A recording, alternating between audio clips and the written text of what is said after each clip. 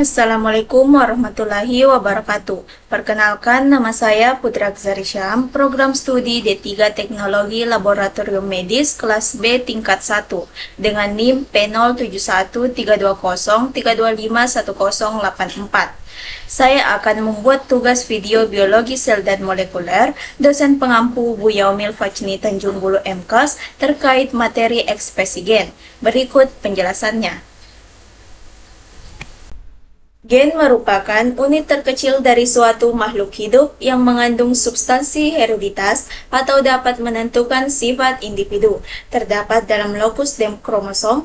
Gen terdiri dari protein dan asam nukleat berupa DNA dan RNA, berukuran antara 4 sampai 8 mikrogen. Gen yang menempati lokus yang sama pada kromosom homolognya disebut alel. Alel mempunyai tugas yang sama atau berlawanan untuk suatu sifat tertentu. Setiap gen bertanggung jawab mengontrol satu sifat khusus dan biasanya dituliskan dalam simbol huruf. Huruf kapital untuk sifat dominan huruf kecil untuk sifat resesis susunan gen dalam individu yang disebut dengan genotip. Gen mempunyai sifat sebagai berikut, mengandung informasi genetik. Tiap gen mempunyai tugas dan fungsi yang berbeda.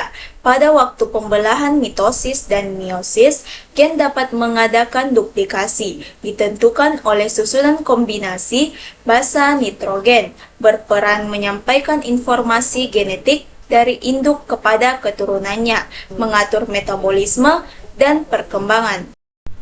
Baik, selanjutnya saya akan menjelaskan tentang struktur gen atau bagian-bagian gen.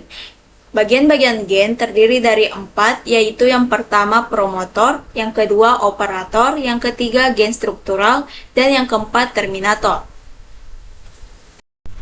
Yang pertama yaitu promotor. Promotor adalah urutan DNA spesifik yang berperan dalam mengendalikan transkripsi gen struktural dan terletak di daerah upstream atau hulu dari bagian struktural gen. Fungsi promotor adalah sebagai tempat awal pelekatan enzim RNA polimeras yang nantinya melakukan transkripsi pada bagian struktural. 2. Operator. Operator merupakan urutan nukleotida yang terletak di antara promotor dan gen struktural, serta berfungsi sebagai tempat pelekatan protein represor, penekan atau penghambat ekspresi gen. Jika represor menempel pada operator, maka RNA polimeras tidak dapat melanjutkan transkripsi menuju gen struktural, sehingga ekspresi gen berhenti. Dalam ilustrasi, operator biasanya ditandai dengan warna ungu terletak di antara promotor merah dan gen struktural atau hijau. Yang ketiga yaitu gen struktural. Gen struktural adalah bagian yang mengkode urutan nukleotida atau RNA. Transkripsi dimulai dari sekuens inisiasi transkripsi ATG sampai codon stop TAA atau TGA atau TAG. Pada prokariot tidak ada sekuens intron atau yang tidak dapat diekspresikan, sehingga semuanya berupa ekson. Namun, kadang pada Archaebacteria dan bakteriofag ada yang memiliki intron. Yang keempat yaitu terminator. Terminator dicirikan dengan struktur jepit rambut atau hairpin dan lengkungan yang kaya akan urutan GC yang terbentuk pada molekul RNA. Kelompok utama organisasi gen yaitu yang pertama gen independen, yaitu ekspresi tidak bergantung gen lain atau yang disebut konstitutif. Yang kedua yaitu unit transkripsi yaitu gen berdekatan dan diekspresikan bersama, contohnya rRNA dan tRNA. Yang ketiga kelompok gen yaitu gen berdekatan tapi dikendalikan, independen, contohnya Rhizobium sp. Yang keempat, operon, yaitu gen struktural yang dikendalikan satu promotor, hasil transkrip polisiteronik. Materi selanjutnya adalah DNA. DNA merupakan materi genetik yang diwarisi organisme dari induknya. DNA berupa double helix atau rantai ganda. DNA dapat bersifat heterokatalitik atau membentuk RNA melalui sintesis protein, dan autokatalitik atau melakukan replikasi sehingga menghasilkan DNA baru. DNA tersusun atas banyak nukleotida sehingga disebut polinukleotida. Setiap nukleotida terdiri dari gugusan gula pentosa yaitu deoksiribosa, asam fosfat penghubung dua gugusan gula dan basa nitrogen yaitu adenin dan guanin dari golongan purin serta sitosin dan timin dari golongan pirimidin. Dalam rantai DNA, sitosin atau C selalu dihubungkan dengan guanin yaitu G oleh 3 ikatan hidrogen, sedangkan adenin A dihubungkan dengan timin T membentuk 2 ikatan hidrogen. Basa nitrogen membentuk rangkaian dengan gula deoksiribosa menjadi nukleosida atau deoksiribonukleosida. Nukleosida bergabung dengan gugus fosfat membentuk nukleotida atau deoksiribonukleotida. Beberapa nukleotida inilah yang membentuk molekul DNA. Selanjutnya, replikasi DNA dapat mengadakan diri atau replikasi untuk membentuk DNA baru yang sama persis dengan DNA asal. Proses replikasi ini berlangsung pada sel-sel muda saat interfase pada pembelahan mitosis. Replikasi DNA terdiri dari 3 jenis yaitu replikasi konservatif, bentuk rantai double helix dan alamat tetap, dan menghasilkan rantai double helix baru. Replikasi semi-konservatif, double helix DNA lama memisahkan diri dan setiap pita tunggal mencetak pasangannya. Replikasi dispersif, rantai double helix DNA terputus-putus membentuk segmen-segmen tersebut akan membentuk segmen baru yang akan bergabung dengan segmen lama untuk membentuk DNA baru. Proses replikasi DNA melibatkan beberapa enzim, yaitu enzim ligase menyambung rantai tunggal DNA yang baru terbentuk. Polimerase menggabungkan rantai-rantai mononukleotida untuk membentuk DNA baru, dan enzim helikase berperan untuk mempermudah membuka rantai ganda DNA atau polinukleotida menjadi 2 buah rantai tunggal mononukleotida. Materi genetik selanjutnya adalah RNA atau ribonucleic acid. Ribonucleic acid merupakan polinukleotida yang ukurannya jauh lebih pendek dari DNA dan terdiri atas satu rantai atau single helix. Single helix merupakan rantai tunggal yang tersusun atas molekul gula ribosa, gugus fosfat, dan basa nitrogen. Basa nitrogen dalam RNA terdiri dari basa purin meliputi adenin atau A dan guanin atau G, dan basa pirimidin meliputi urasil atau U dan sitosin atau C.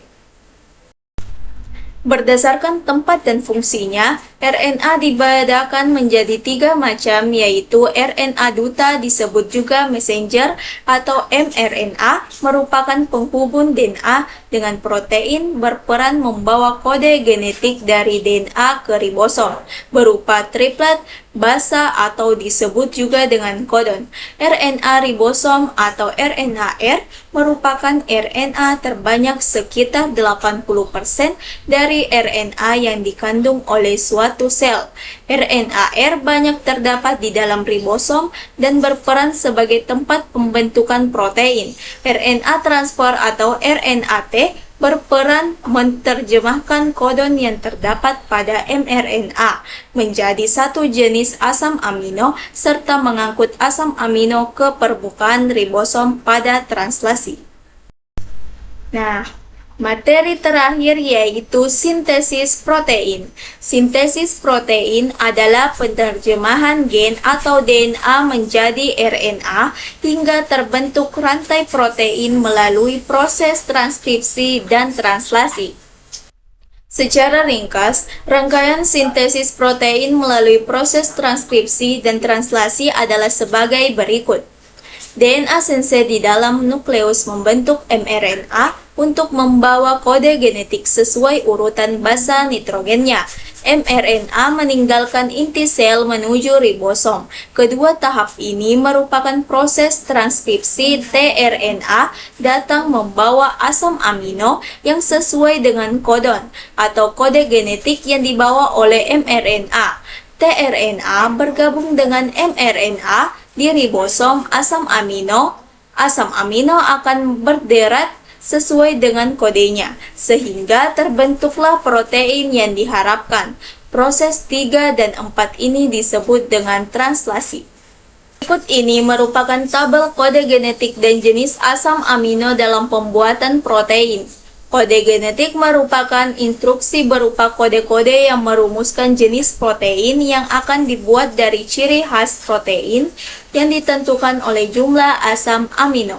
Pada tabel genetik tersebut terdapat 3 kodon non-sequence atau stop kodon, yaitu UAA, UG, dan UGA.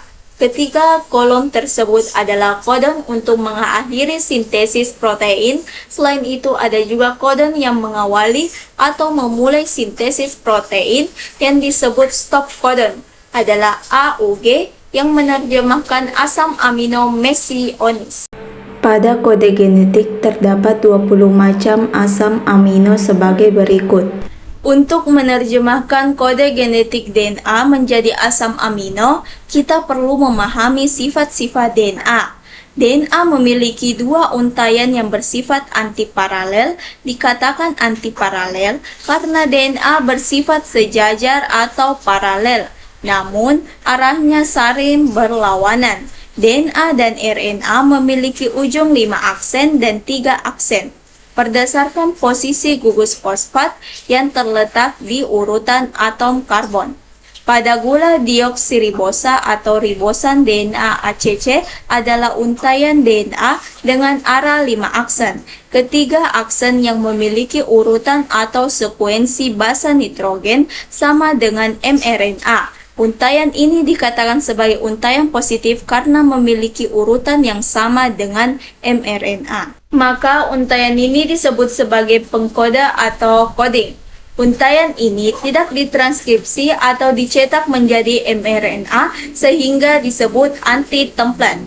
DNA antisense adalah untaian DNA dengan arah 3 aksen ke 5 aksen atau disebut untaian negatif. Untaian ini berperan melakukan transkripsi membentuk mRNA, sehingga disebut cetakan atau template arah 3 aksen ke 5 aksen. Didasarkan pada untaian DNA ini, ketiga proses transkripsi oleh enzim RNA polimerase. Urutan frekuensi basa nitrogen pada untaian ini tidak sama dengan mRNA, sehingga dikatakan sebagai non-coded. Sintesis protein dengan kode genetik bisa kita amati pada proses berikut. Terdapat untaian DNA antisense dengan kode seperti gambar.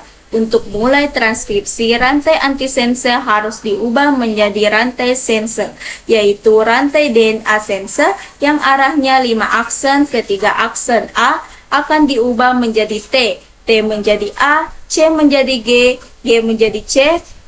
Pada proses ini, pengubahan urutan basanya sama dengan mRNA. Hasil transkripsi kecuali T yang diganti dengan U. Setelahnya, mRNA terbentuk akan dilanjutkan dengan proses translasi dengan menerjemahkan kodon mRNA menjadi protein. UUA mengkode leusin di gua, mengkode valin, GCC alamin, dan CAA menjadi glutamin sesuai tabel kode genetik. Itulah video penjelasan terkait materi ekspresi gen dari saya. Wassalamualaikum warahmatullahi wabarakatuh.